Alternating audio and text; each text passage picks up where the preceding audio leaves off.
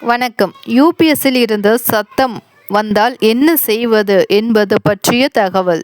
யூபிஎஸ்ஸில் இருந்து சத்தம் வந்தால் முதலில் அதை மின்சாரத்தில் இருந்து துண்டித்து பின்னர் சாதனத்தின் பேட்டரி, மின்விசிறி அல்லது உள்ளே உள்ள மின் கூறுகள் பற்றி சரிபார்க்கவும்.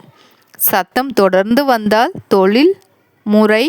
தொழில்நுட்ப வல்லுநரிடம் கண்காணிப்பது அவசியம். சாதனத்தை அணைத்து துண்டிக்கவும்.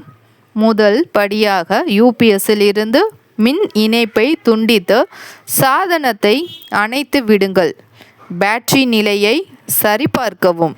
யூபிஎஸ்ஸின் பேட்டரியின் ஆயுட்காலம் முடிந்துவிட்டதா அல்லது ஏதேனும் சிக்கல் உள்ளதா என சரிபார்க்கவும். பேட்டரி பழுதடைந்ததால் சத்தம் வரக்கூடும். மின்விசிறியை சரிபார்க்கவும். யூபிஎஸ்ஸில் இருக்கும் மின்விசிறி சரியாக சுழல்கிறதா என கவனிக்கவும். அதில் ஏதேனும் தூசி, அடைப்பு அல்லது பழுது இருந்தால் சத்தம் வரலாம். எலக்ட்ரானிக் கூறுகளின் நிலையை சரிபார்க்கவும். யூபிஎஸ் உள்ளே இருக்கும் மின் கூறுகள் பழுதடைந்திருந்தால் சத்தம் ஏற்படலாம்.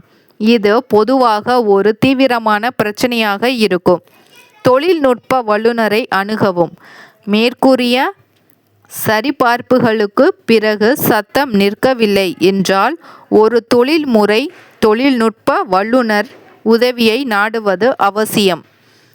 அவர்களின் சாதனத்தை முழுமையாக ஆய்வு செய்து சிக்கலை சரி செய்வார்கள். நன்றி. இந்த தகவல் உங்களுக்கு பயனுள்ளதாக இருக்கும் என்று நம்புகிறேன். சந்தாதாரராக சேருங்கள். நன்றி.